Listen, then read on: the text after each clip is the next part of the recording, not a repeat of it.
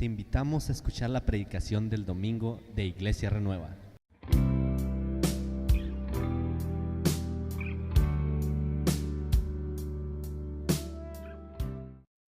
Y este mensaje que yo les quiero hablar habla de cristianos, así lo he titulado, cristianos que dan fruto, que tienen memoria y que se mantienen firmes.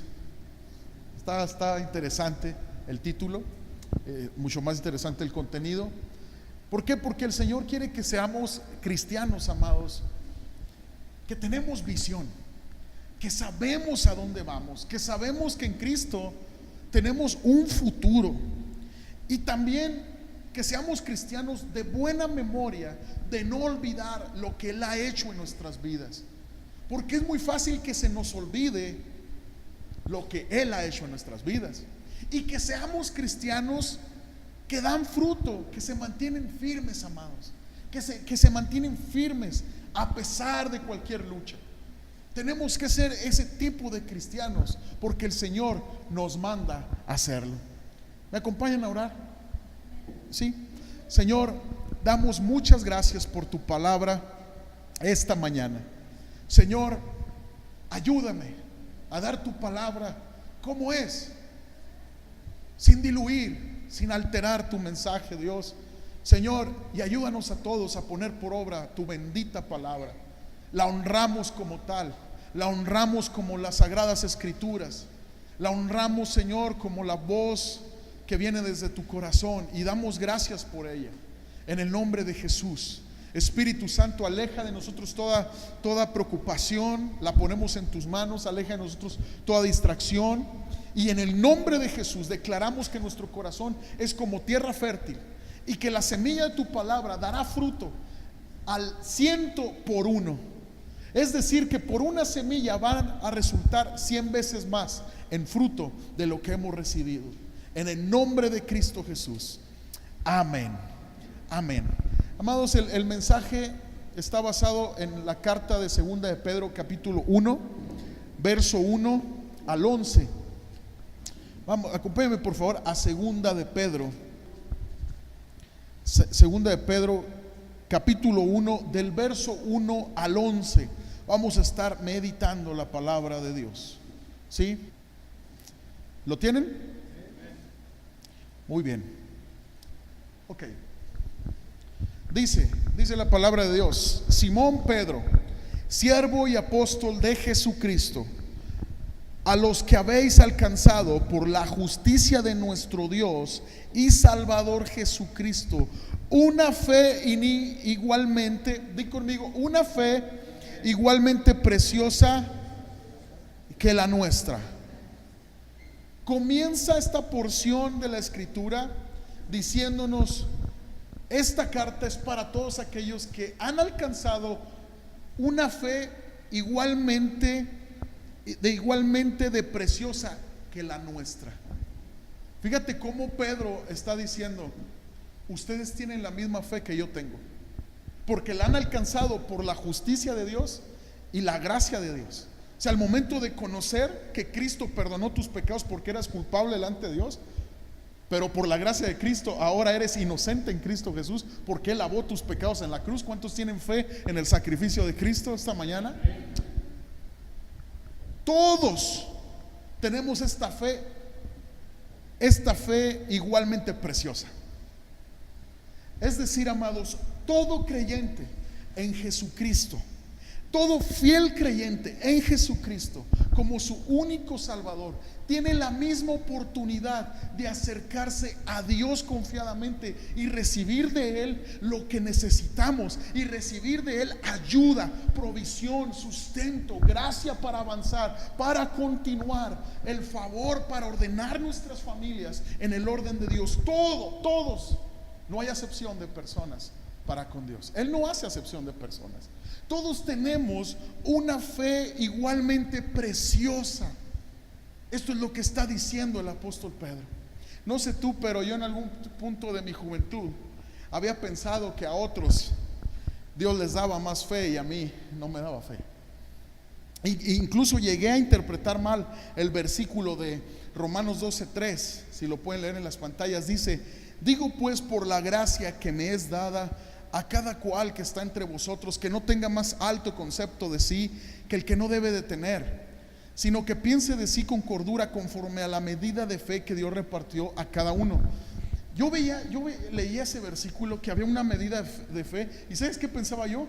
No, Señor, pues a mí me diste un goterón de fe y a unos les diste una pala, ¿no?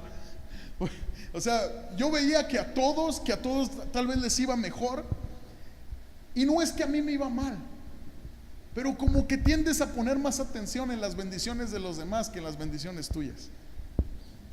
Porque tendemos muchas veces, amados, a fijarnos en lo bien que les está yendo a los demás, y se nos olvida lo bueno que Dios ha sido con nosotros, lo bueno que Dios está haciendo con nosotros. Mira, y yo me acuerdo que yo decía, no, es que a él yo creo que tiene más favor y gracia delante de Dios, porque pues mira qué buen cristiano es, llega temprano, levanta las manos, sirve a Dios, mira la bendición que Dios le acaba de dar. Y yo veía eso, amados, y yo me sentía como que era un enano en la fe. Pero déjame decirte, ese versículo no se refiere a la fe que Dios otorga para salvación y para perseverar en el camino de la fe. No, se refiere a las comisiones y funciones que Dios asigna como creador y como redentor. Lo explica en Romanos 12, 4, 8. Dice, porque de la manera que en un cuerpo tenemos muchos miembros, pero no todos los miembros tienen la misma función, así nosotros, siendo muchos, somos un cuerpo en Cristo, y todos miembros los unos de los otros. ¿Qué quiere decir? Todos somos iguales delante de Dios. Amén. Y dice, de manera que teniendo diferentes dones, según la gracia que nos es dada, si el de profecía, úsese conforme a la medida de fe, o si de servicio, en servir, o el que enseña, en la enseñanza, el que exhorta, en la exhortación, el que reparte con libertad, con liberalidad, el que preside, el que dirige con solicitud, el que hace misericordia con alegría. Lo que el Señor está diciendo, yo les he dado la misma fe a todos, y todos son iguales delante de mí, y obviamente cada quien va a tener su función diferente. Unos van a profetizar, otros van a tener un espíritu de servicio. Claro, todos somos llamados a servir, pero hay gente que se le da el servir, ¿verdad? Hay otros que van a tener el don de repartir. Y dice el apóstol Pablo aquí en Romanos, háganlo con libertad, repartan. Gente muy dadivosa. Hay los que tienen el don de presidir, ¿verdad? De guiar, de liderar, que lo haga con solicitud, con firmeza. Hay el que tiene el don de misericordia, y que lo haga también.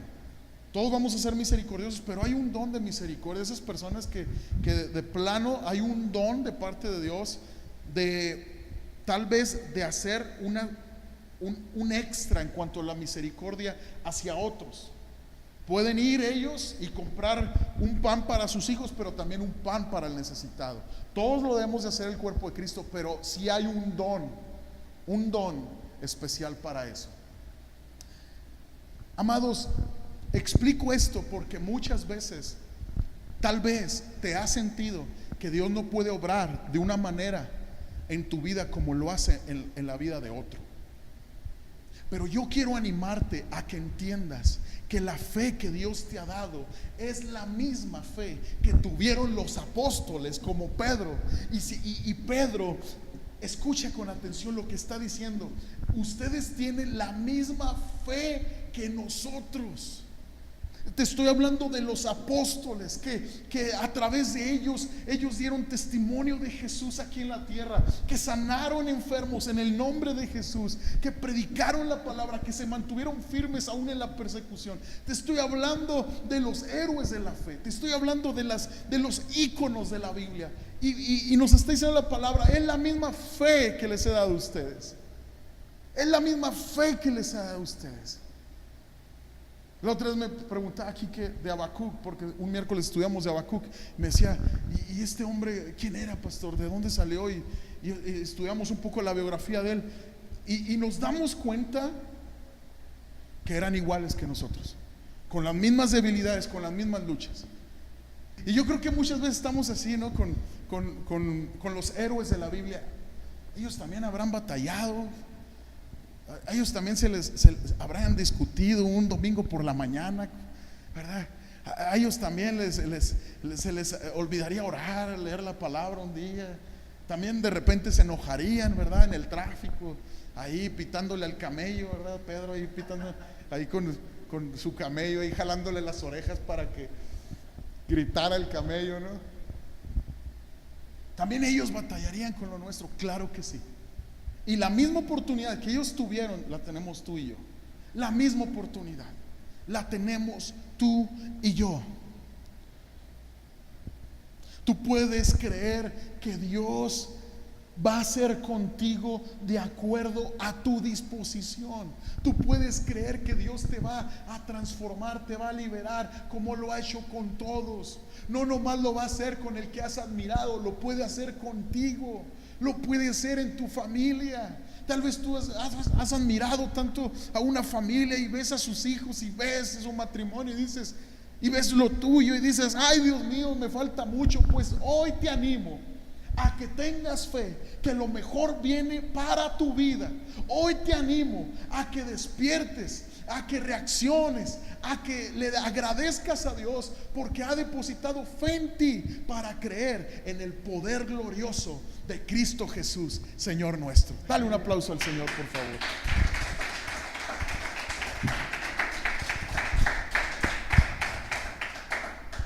Dice verso 2, de ahí del mismo capítulo 1, vamos a leer hasta el verso 11. Dice: gracia y paz os sean multiplicadas en el conocimiento de Dios. Estamos otra vez en Pedro. Y de nuestro Señor Jesús. Entonces crecemos en la gracia de Dios, crecemos en el favor de Dios. Eso significa crecer en la gracia de Dios, crecer en el favor de Dios. Y crecemos en la paz de Dios cuando venimos al conocimiento de Dios. Fíjate cómo Dios no te va a dejar del mismo nivel como empezaste cuando empezaste a caminar con Cristo. La vida espiritual saludable es un constante crecer en el favor de Dios y en la paz de Dios. Seguimos leyendo, verso 3. Como todas las cosas que pertenecen a la vida y a la piedad nos han sido dadas por su divino poder, mediante el conocimiento de aquel que nos llamó por su gloria y excelencia, por medio de las cuales nos ha dado preciosas y grandísimas promesas. Di conmigo: preciosas y grandísimas promesas, para que por ellas llegaseis a ser participantes de la naturaleza divina, habiendo huido de la corrupción que hay en el mundo a causa de la concupiscencia. Amados, Dios nos ha dado todo para poder tener una vida plena.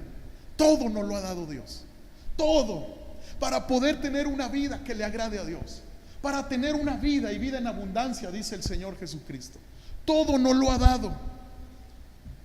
Y esto ocurre por su divino poder, porque Él es Dios. Cuando le conocemos.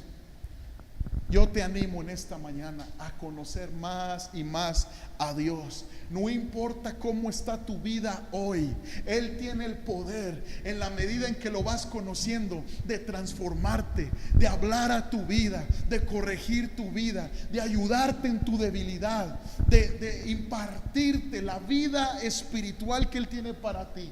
Y no vas a volver a ser el mismo en la medida que tú propongas en tu corazón ser un hombre y una mujer que dedica su vida a conocer a Dios. Así como estás hoy, esta mañana, ten una resolución y toma una decisión. Mi vida va a ser para conocer a Dios cada día. Mi vida va a ser una total búsqueda, una búsqueda de Dios continua. Porque te voy a decir algo, se nos va a ir la vida y nunca vamos a alcanzar a conocer a Dios. Aquellos que dicen: no, yo tengo tantos años de cristianismo, tantos años yendo a la iglesia, ya me sé todo, todas las prédicas ya me las sé. ¿Han oído a alguien así? De veras, ¿han oído a alguien así? Sí, ¿verdad que sí? Pues está mal ese cuate, porque créeme, la palabra es viva y es eficaz. Y aunque escuches el mismo mensaje, te habla de diferente manera y te habla en diferentes circunstancias a las que estás pasando. Nunca podemos cansarnos de escuchar la palabra de Dios. Nunca podemos decir, ya fue suficiente, Señor. Ya me sé las doctrinas fundamentales. Ya me sé eso, Señor. No. Dios es Dios todopoderoso y jamás vamos a alcanzar a conocerlo todo. Él es grande y glorioso. Dale un aplauso al Señor porque Él es grande y maravilloso. Mira, y Él dice que por su gloria y excelencia Él nos dio preciosas y grandísimas promesas. Por su gloria y excelencia. ¿Sabes de qué significa esto? Que por como Él es, de bueno, de glorioso, de santo, y por su excelencia, esto habla de su carácter moral. Él no defrauda, Él no miente. De acuerdo a su gloria y excelencia, Él nos dio promesas y grandísimas promesas. No solamente promesas, grandísimas promesas, y son preciosas estas promesas. ¿Cuáles son las promesas que Dios nos ha dado? Tenemos que conocerlas. ¿Qué nos ha dado Dios? Justificación. Y nosotros no nos justificamos por nuestras obras. Nosotros nos ha justificado Cristo Jesús. Y si tenemos paz de nuestras culpas es por haber creído en la sangre de Cristo. Nos ha dado la promesa de redención, ¿verdad? Él pagó nuestros pecados, ya no tienes que pagarlos tú. Si te habías sentido que tenías que pagar por lo que hiciste en el pasado, te equivocas. Cristo ya lo pagó en la cruz. Es una promesa de Él, redención. Santificación, Él te está purificando. Yo te lo aseguro que no eres el mismo de lo que eras antes, aunque no eres lo que habrás de ser, porque estás siendo santificado. Levante su mano, ¿quién no es el mismo hoy después de buscar a Jesús? No somos los mismos. Las promesas de Dios son impresionantes. Y Pedro lo que está diciendo en esta carta, amados, a los cristianos en Asia, en el tiempo de Pedro, también les está recordando lo que les dijo en la carta de Primera de Pedro. La carta de Primera de Pedro, un día la estudiamos, no sé si lo recuerden, pero la carta de Primera de Pedro, Pedro les habla de las promesas que tienen cuando están en tribulaciones o en pruebas. Pero en esta segunda carta, escucha lo que te voy a decir. La motivación y el propósito que Dios da este mensaje es para exhortar a los cristianos a tener una fe en que Dios va a hacer cosas poderosas en ellos y despertar en ellos una diligencia espiritual. Despertar en ellos un deseo de consagración y un deseo de serle fiel al Señor.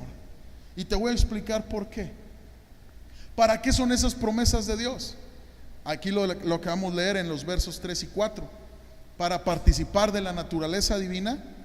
Y número 2, para escapar de la corrupción del mundo causada por los perversos deseos. Para eso son las promesas de Dios, amados. Para que tú tengas otra naturaleza de la que antes tenías. ¿Sabes?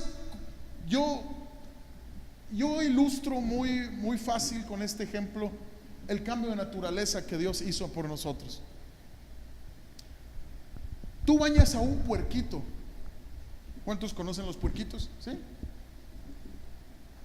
Tú bañas un puerquito, inmediatamente en cuanto lo dejas de bañar, y puede quedar rosita como de chiquito, rosita. En cuanto lo sueltas se va a volver a meter al lodo, ¿verdad? ¿Verdad que sí? Y tú agarras una ovejita, y la ovejita, si se ensucia en un charco de lodo, se va a sacudir. Va a buscar el zacatito para limpiarse sus patitas y sacudirse. Las borregas, las ovejas hacen eso. Yo tuve unas borreguitas de engorda. Hacen eso. Entonces, el Señor cambió nuestra naturaleza de una manera tan poderosa que ya no somos los que éramos antes, que buscábamos el lodo. Ahora tú y yo buscamos ser ovejas, ser apacentadas. Necesitamos la palabra de Dios para el sustento. Necesitamos el gozo de Dios. Necesitamos la presencia de Dios. Necesitamos a Cristo siempre. ¿Sí o no cambió la naturaleza?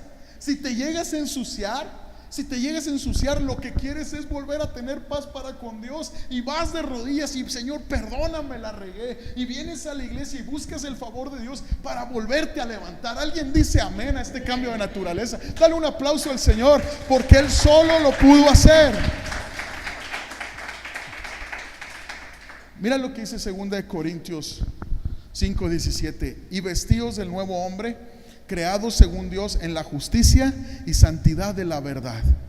O sea, todas estas promesas que Dios nos da es para cambiar nuestra naturaleza y huir de la corrupción del mundo. Que podamos estar guardados del mundo e impactando al mundo. Verso 5: vosotros también, poniendo toda diligencia por esto mismo, salud, añadid a vuestra fe virtud, a la virtud conocimiento. Escuchen con atención.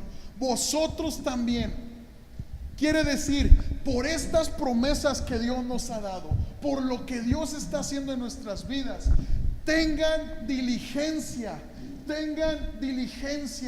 añadir, y comienza una lista que vamos a estudiar de lo que quiere decir la palabra de Dios en estos versos. Vosotros también, poniendo toda diligencia por esto mismo, añadid a vuestra fe virtud, a la virtud conocimiento. Añadid, déjame explicarte qué significa esta palabra. Va a estar muy interesante, no te distraigas y apunta esto. Escucha con atención. Las promesas de Dios son incentivos, deben de ser incentivos en nosotros para vivir en santidad, agradando a Dios. Eso es lo que hacen las promesas de Dios.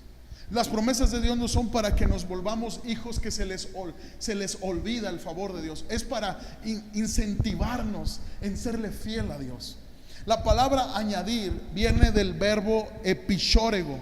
Eso significa, el verbo viene en el griego, significa epishórego. Y epishórego tiene una historia pintoresca y fascinante en el griego, y te voy a explicar qué es. Pedro está usando este verbo en griego, epishórego, que se usaba en la antigua Grecia para describir el drama griego.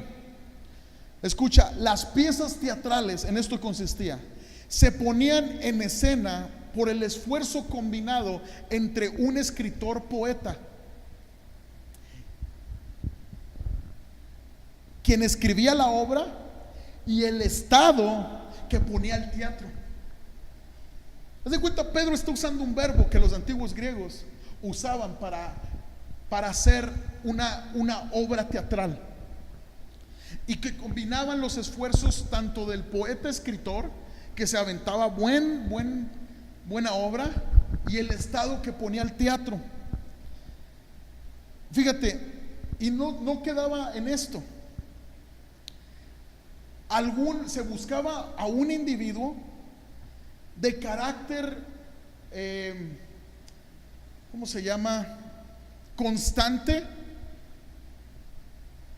quien se llamaba chóregos, que viene del griego chóregos, quien se dedicaba a formar la obra teatral, a dar papel a los personajes, de ensayar y de presentar. Entonces este chóregos tenía un mayor esfuerzo, tenía diligencia en llevar a cabo esta obra presentada al pueblo. Esto requería de un esfuerzo generoso y a veces muy costoso de parte de este organizador. Fíjate lo que quiere decir Pedro. Dios ya escribió y ha escrito la obra de tu vida con la sangre de Cristo. Él es el poeta y el teatro es el mundo, y Dios ya tiene el pensamiento de bien para ti, y tú eres el que va a poner tu decisión firme. Tú eres el que va a tener que ser diligente, porque las promesas ya están. Porque las promesas son reales. En Cristo tenemos todo, amados, y todos podemos ser igualmente bendecidos. Llámese como se llame, vengas de la familia que vengas, en Cristo se rompen maldiciones, en Cristo somos nuevas criaturas. No importa quién seas, tienes derecho a las promesas que Dios tiene para ti. Pero el Espíritu Santo ahorita está hablando: por eso a vuestra fe añadir virtud. Entonces el creyente debe de cooperar, aportando sus esfuerzos diligentes para hacer que el texto original, que ya está escrito con la sangre de Cristo, cobre vida y salga puesto a escena, y el mundo pueda ser testigo de que Cristo vive en ti, y que tú puedas ser un cristiano, una madre de familia, un padre de familia, un joven que testifica a Cristo, y el mundo pueda ver que Cristo es real a través de ti. Dale un aplauso poderoso al Señor.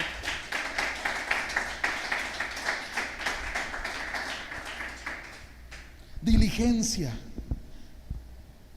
Y del verso 5 al 11 vamos a estudiar la diligencia, las características de nuestra responsabilidad como hijos de Dios, que resultan de poseer las promesas divinas que nos está diciendo Pedro. Cuando estaba escribiendo el mensaje me acordé de la película Spider-Man. A ver si se acuerdan del chavos de la película Spider-Man, cuando el tío está falleciendo y le dice a Spider-Man, Tony Lolo, sí, me acuerdo. Donde el tío le dice a Spider-Man: hey, todo poder conlleva una grande responsabilidad. Esto es lo que Dios nos está diciendo. Las promesas son tan poderosas y grandísimas para ti, pero conlleva tu diligencia, conlleva que tú también pongas de tu parte. Salud. Mira lo que dice el verso 5. Vamos, esto está poniendo bueno. Dígale al que está enseguida de ti: esto se está poniendo, no te distraigas.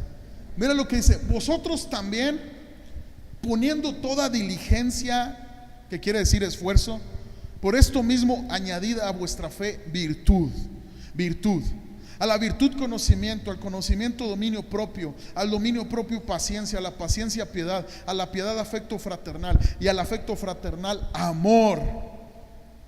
Amados, si tú quieres ser un cristiano fructífero, aquí está el proceso que tú debes de llevar. Aquí está la cadena, aquí está lo que tú debes de tener en tu fe.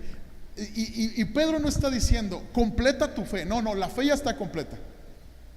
Es una fe real en Cristo Jesús, pero la fe tiene que ser complementada con tu decisión. La fe tiene que ser complementada con tu diligencia espiritual.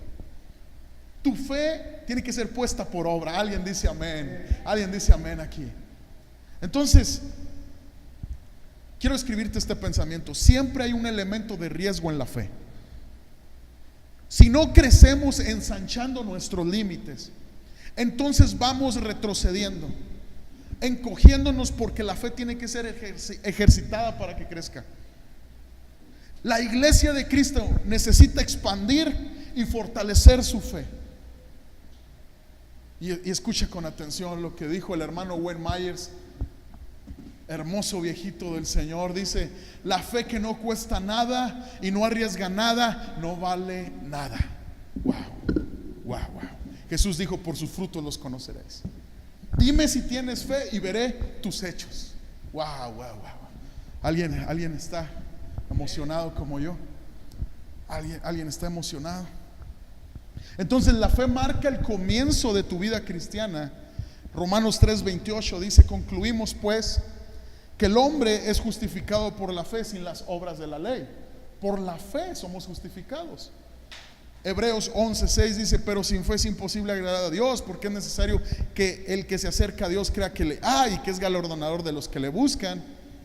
Entonces, a través de una fe genuina, Dios garantiza a una persona espiritualmente muerta que va a vivir a través de una fe genuina en Cristo Jesús. Pero aquí nos está diciendo: sean diligentes a su fe, añadirle virtud. ¿Y qué quiere decir virtud? Es la misma palabra que está usando Pedro, que usó en el verso 3, cuando dice que debido a su excelencia, a su gloria y excelencia, tenemos estas grandes promesas. Es el mismo verbo. ¿Qué quiere decir? Que la virtud es la excelencia moral. Ningún cristiano, ningún hombre puede producir una vida moral excelente. No. Pero lo que sí podemos hacer tú y yo es escuchar al Espíritu Santo, los deseos que tiene de que nosotros seamos excelentemente morales. Wow. A tu fe tienes que añadirle una excelencia moral. Esto quiere decir virtud, excelencia moral. Y esto no lo puedes hacer en tus propias fuerzas. El Espíritu Santo te va a hablar y tú tienes que obedecer. El Espíritu Santo va a traer convicción. ¿Cómo tienes que ordenar tu vida? Nosotros no podemos producir excelencia moral por nosotros mismos, pero tenemos la opción de elegir obedecer a las motivaciones virtuosas del Espíritu Santo que vive en nosotros. Él ya vive en ti. Por eso te sientes incómoda, por eso te sientes incómodo cuando algo no le agrada a Él. Presta oídos, porque Él quiere desarrollar una virtud en ti. Amados, el mundo tiene que ver una fe sólida, y no lo va a ver por todo lo que prediquemos, por las frases que pongamos en el Facebook, frases espirituales. Lo va a ver por la excelencia moral que nosotros podamos tener allá afuera. Ellos lo van a ver, ellos van a ver a Cristo por nuestra excelencia moral, por lo honestos que seamos con el dinero allá afuera, por lo honestos que seamos en el trabajo, por lo honestos que seamos en nuestras escuelas. Ellos van a ver una fe real por la excelencia moral que está en nosotros. Y fíjate, no solamente a nuestra fe añadirle virtud, también dice ahora a la virtud añádele conocimiento. Todo va en cadena. El proceso de Cristo está conectado. Dice, todo lo que está pasando en tu vida tiene un propósito. Dice, a tu virtud, conocimiento. Quiere decir sabiduría práctica. Se obtiene por medio de dedicarnos a aprender la verdad de Dios en las Escrituras y al poner en práctica dicha verdad. El conocimiento viene cuando tú buscas la palabra de Dios, aprendes la verdad de Dios en las Escrituras, y cuando aplicas dicha verdad. Eso es el conocimiento. Y lo interesante de aquí es que muchas veces no es falta de fe lo que tú tienes, porque ya Dios impartió fe. Muchas veces el problema para no ver, para el que está deteniendo tu milagro, o el problema de que lo que está deteniendo la respuesta de Dios a tu vida, no es que no tengas fe, es que tienes falta de conocimiento. Porque el pueblo perece por falta de conocimiento, por falta de indagar la promesa de Dios, orar con fe y creerla y declararla sobre tu vida, adueñarte esa promesa. Entonces muchas veces no es falta de fe, ya Dios te la impartió. Todos tenemos la misma fe, grandísima fe, preciosa fe, está diciendo Pedro.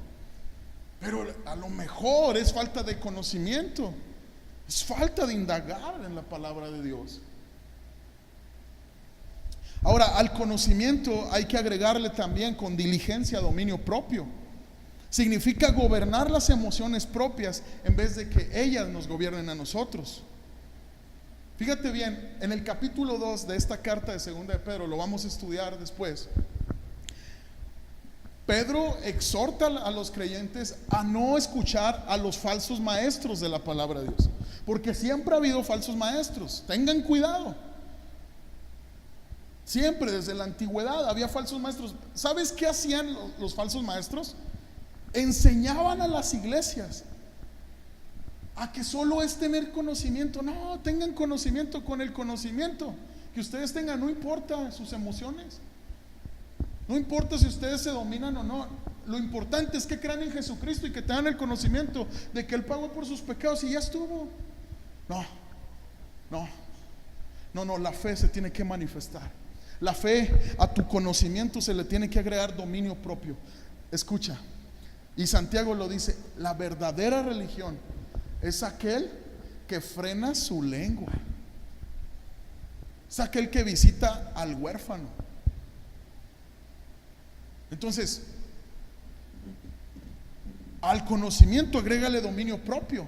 Y Pedro está enseñando cómo debe de ser completo el proceso y la vida en cada cristiano. O sea, tú tienes que dominarte. O sea, ok, vas a tener conocimiento de la palabra, pero vas a llegar a casa y te vas a dominar, hombre, para guardar tus palabras, ser sabio con las palabras que le hablas a tu esposa, con tus hijos. Si tu esposa tiene necesidad, la vas a ayudar aunque estés cansado. Mujer, vas a dejar la queja y vas a elogiar a tu marido, vas a hacer esa ayuda idónea. Hijos, van a guardar su boca, van a dominar su emoción, su emoción de no obedecer a sus padres, y van a honrarlos. O sea, a su fe, a su conocimiento, añádanle dominio propio. Añádanle dominio propio. No podemos ser gente que se deja llevar por la ira, porque la ira embrutece, nos hace como bestias. Y yo no sé quién ha sido presa de la ira, y yo en algún momento de mi vida he sido presa. Pero cómo dice cosas uno que después se arrepiente.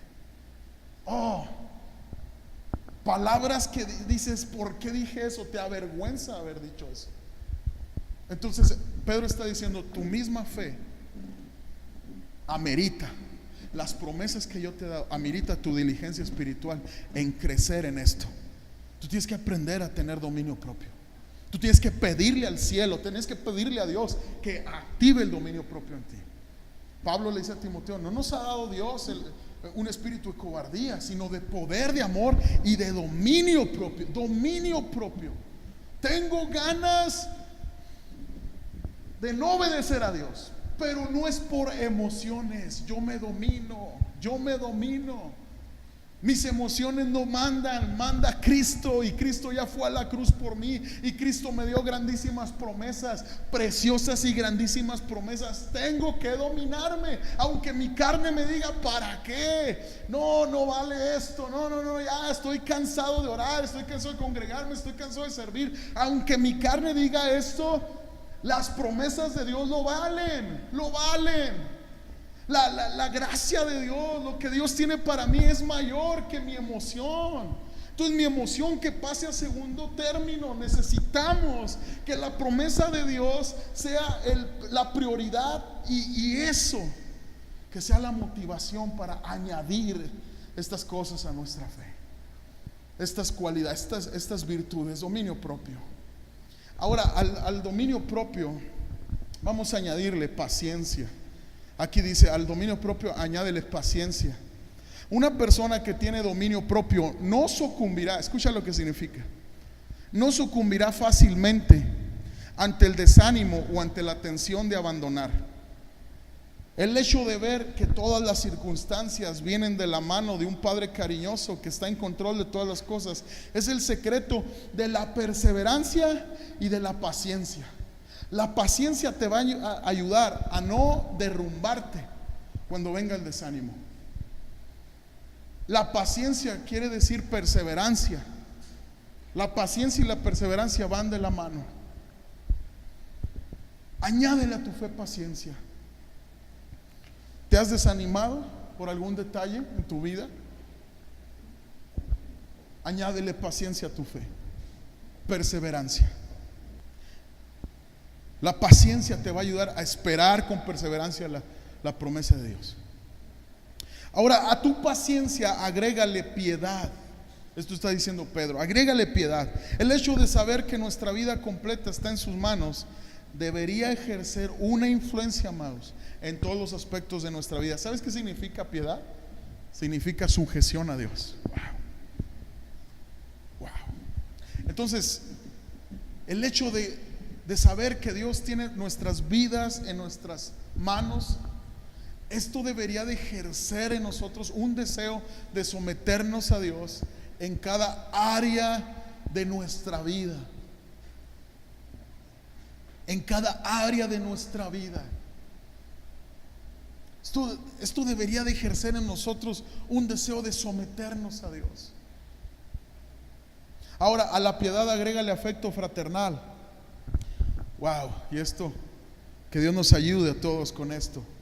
Se relaciona tan estrechamente con la piedad del afecto fraternal. ¿Por qué? Porque en 1 de Juan 4:20 dice: si alguno dice yo amo a Dios y aborrece a su hermano, es mentiroso.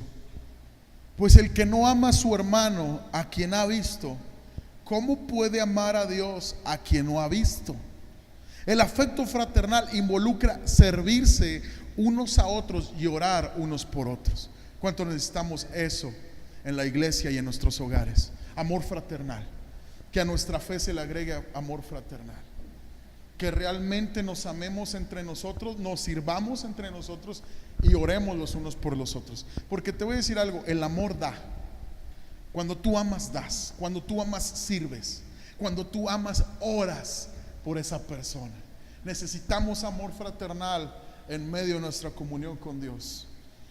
Ahora, al afecto fraternal vamos a agregarle amor. Y tú dices, bueno, ¿por qué Pedro está diciendo amor fraternal y luego amor? ¿Que no es lo mismo? Sí, pero tiene una dirección diferente.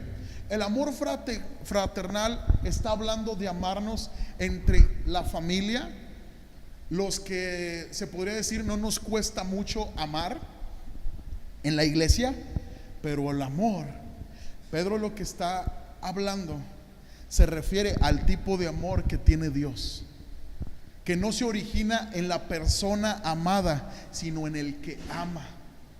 Escucha con atención. Dios ama porque Él es amor y nosotros tenemos que amar porque somos de Dios. Tal amor llega más allá de la comunidad cristiana. Este amor que la palabra nos está diciendo aquí en Pedro no es un amor que va más allá de la comunidad cristiana. Es un amor, escucha, que muchas veces no sientes, pero porque le perteneces a Dios tiene que estar en ti. Es que no siento amar a esa persona, ni creyente es, pastor. Estoy cansado de la manera en la que vive. No, Dios te está llamando a demostrarle amor y a orar por esa persona. Wow. A su fe, dice Pedro, añádanle amor. No solamente amor fraternal, que es en la hermandad de Cristo, en la familia. Amor aún a los que están en el mundo. Wow. Una iglesia que ama al perdido, una iglesia que ama a la oveja extraviada, una iglesia que tiene la carga por ganar al mundo, una iglesia que aunque no le pidan perdón por las ofensas que te han hecho, tú decides amar y perdonar. Wow. Wow. Yo he escuchado a muchos aquí, ¿no?, que dicen, pero que me perdone a mí, que me pida perdón a mí. ¿Yo qué le hice? Él me ofendió. No, como cristiano, aunque no te pidan perdón, tú estás llamado a amar y a perdonar. Matrimonios, yo les animo a no ser de los que dicen, me voy a quedar serio a ver si este me pide perdón, me voy a quedar serio a ver si esta me pide perdón. No, tú sé el primero en que pida perdón. Aunque tú no tengas la culpa, tú pide perdón. Tú inicia el proceso de reconciliación. A tu fe añádele afecto fraternal y amor. Entonces, verso 8, y estamos terminando la introducción del mensaje, porque la vamos a ver hasta el capítulo 3, creo. Estamos terminando el capítulo 8, versículo 8, dice: porque si estas cosas están en vosotros y abundan, wow, no os dejarán estar ociosos ni sin fruto en cuanto al conocimiento de nuestro Señor Jesucristo. La presencia de estas cualidades denotan a un cristiano saludable. La presencia de estas cualidades denotan un cristianismo saludable. Cuando no están estas cualidades, escucha, vamos a estar ociosos sin dar fruto. Yo quiero un cristianismo auténtico. Yo quiero una familia cristiana auténtica. Yo quiero para nosotros como iglesia una iglesia auténtica cristiana. Wow, wow, auténticos, amados, auténticos, reales. Híjole, que la gente diga, ahí está Jesús en Renueva, ahí está Jesús. La gente lo refleja, ahí está. Wow, ahí está Jesús.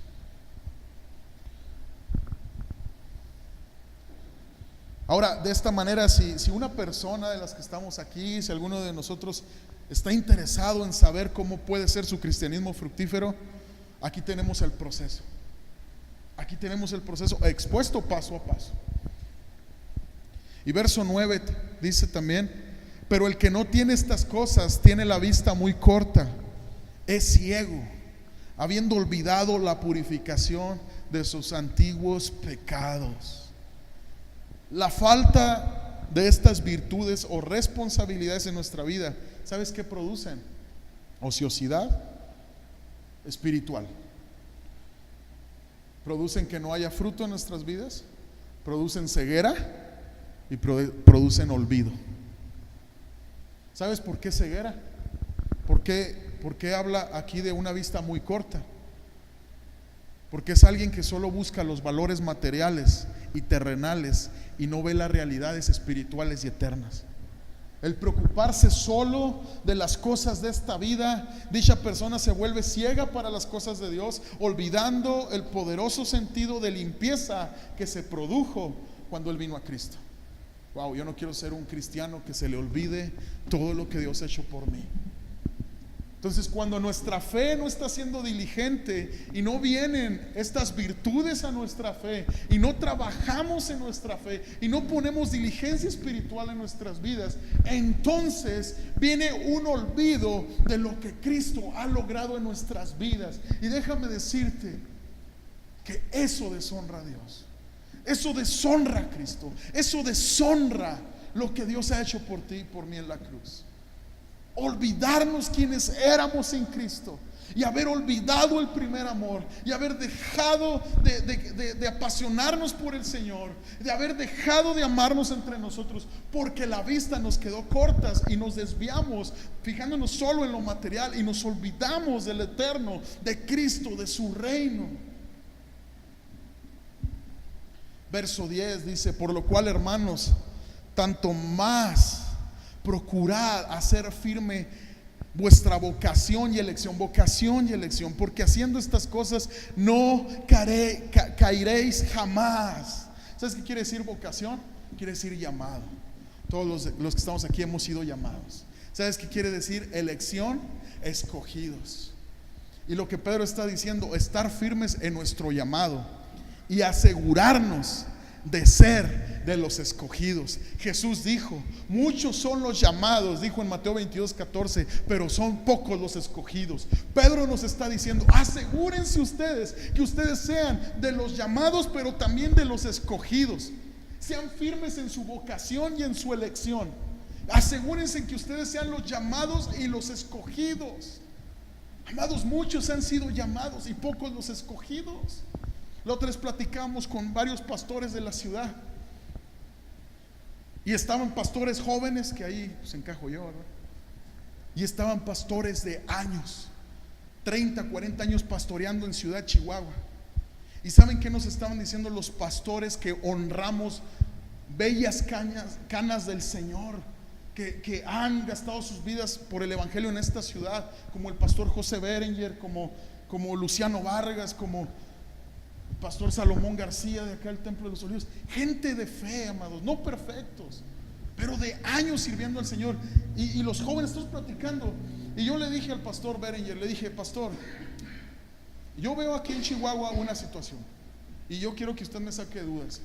Yo veo Chihuahua bien evangelizada, el evangelio ha corrido por las colonias en esta ciudad tan grandísima, pero hay mucho evangelio, hay muchas iglesias, pero sabe una cosa, yo veo poco discipulado. La gente no se discipula en Cristo. La gente solo se ha conformado a tener fe, pero no le ha añadido a su fe la virtud, el conocimiento, la piedad, el dominio propio, la paciencia. Ese fue mi comentario. Y todos concluimos que era verdad, que teníamos que orar porque Chihuahua fuera discipulada. No solamente evangelizada, discipulada, que su fe fuera real, que esta ciudad tuviera una fe real. Porque no basta solo con creer. La palabra de Dios dice: los demonios también creen y tiemblan. Necesitamos un esfuerzo espiritual en la iglesia, una diligencia espiritual en la iglesia. Necesitamos una diligencia en cada uno de nosotros, de decir: somos soldados de Cristo, estamos en un ejército del Señor. Tenemos que tener la actitud y la determinación: Señor, por las promesas que me has dado, aquí está mi responsabilidad a diario. Por las promesas que tú me has dado, aquí está mi responsabilidad como hijo de Dios. Toda responsabilidad, todo privilegio también tiene una responsabilidad.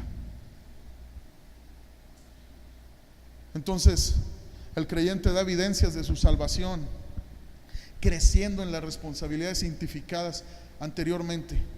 Una persona que no crece en estas virtudes puede recaer en sus antiguos pecados. Pedro no sugiere que la salvación sea por las obras, pero exhorta a los creyentes a vivir de tal manera que su elección se revele como algo absolutamente seguro. Que tu fe se revele al mundo como una fe segura. Y termino con esto. ¿Me ayudas con música, Tony, por favor? ¿Cómo no nos ponemos sobre nuestros pies, amados? Miren, 50 minutos. Aquí está el cronómetro. Siempre pongo cronómetro, ¿puedo creen que no? Muchos dicen que la mente, ¿cómo dice? Retiene hasta lo que las pompis aguantan, ¿verdad? O sea, cuando ya no sientes, ya te estás durmiendo, ya mejor párele, pastor, porque ya no le estoy entendiendo nada.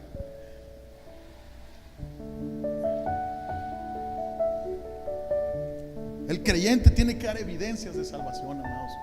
¿Se acuerdan cuando Jesús va pasando con sus discípulos caminando y ve una higuera y luego le levanta las hojas para ver si había higos y no encuentra?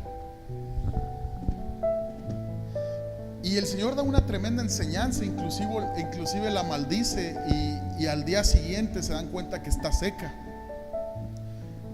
Obviamente Jesús lo hace en esa porción de los evangelios por la enseñanza que quería transmitir a sus discípulos, que Él está esperando fruto en nuestras vidas.